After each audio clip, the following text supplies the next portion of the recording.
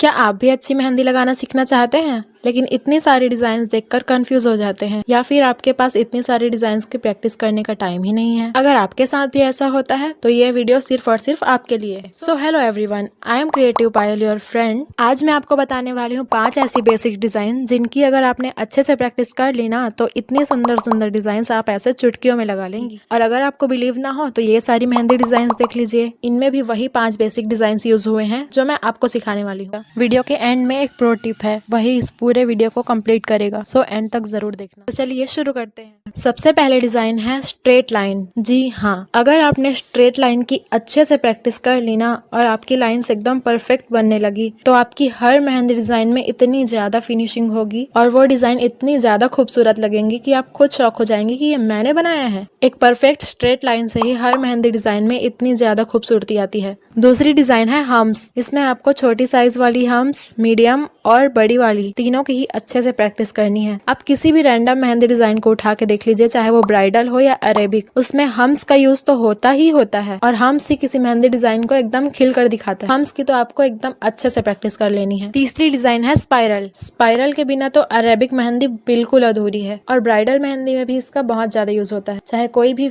Basic design हो या filler element, spiral का यूज तो होता ही होता है। तीसरी डिजाइन है लीव्स। किसी भी डिजाइन में फ्लावर के साथ या कर्व लाइन के साथ आप कुछ लीव्स बना देंगी ना तो वो मेहंदी एकदम खिल कर आ जाती है। अगर आपको अपनी मेहंदी और भी इंटरेस्टिंग बनानी है तो कम से कम 2-3 लीव्स डिजाइन तो सीख ही लीजिए। पांचवी और सबसे ब्यूटीफुल डिजाइन है वेन्स और डॉट्स। एक्चुअल में वो वाइन्स होता है, मैंने वेन्स बोल दिया। बोलने के लिए ये वेन्स और डॉट्स अलग अलग हैं, लेकिन इसको बनाने का तरीका बिल्कुल सेम ही है। बस आपको डॉट्स बनाते जाना है और उसको कोन की हेल्प से नीचे से ऐसा थोड़ा सा खींच देना है और बन गई आपकी वेन्स। ये मेहंदी में इतनी ब्यूटीफुल लगती है, आप किसी भी मेहंदी डिजाइन को देख लीजिए, ये बहुत ही ब्यूटीफुल लुक देती है। इसकी थोड़ी सी ज्यादा प्रैक्टिस करनी पड़ेगी आपको, क्योंकि अपने कोन में प्रेशर को कंट्रोल करने पर ही ये परफेक्ट बन सकती है। Hello everyone, I hope you like the video.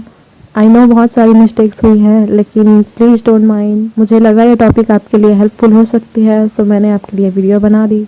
लेकिन अब बारी है उस फाइनल प्रो टिप की जिसके बिना ये पूरी वीडियो इनकम्प्लीट है।